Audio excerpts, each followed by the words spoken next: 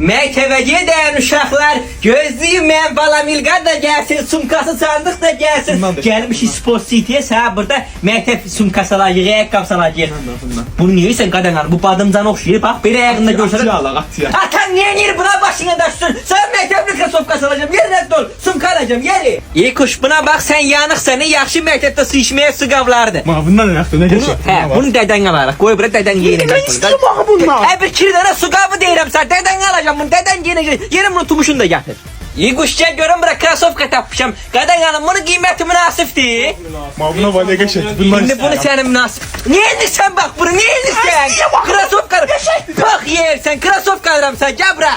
Ay oğul bala gəlin bunu tükürdün görün, bu nə qəşəng məktəbli sumkalardı belə. Bunun birini alacağım İgoşa maması qırvan. Ay İgoş, qadan alın bu sumkalar neçəyədir? Qiymətədir, 20 manatdan aldım məktəbdə. 20 manat, ay maşallah, ay İgoş. Gəl görək bura mama sən sumkalı. Bu nədir? Dədən yumurtlayıb bunu. Ay bunu mən öldürəcəm, bunu mənim əlimdən alanın seriozda payı yoxdur.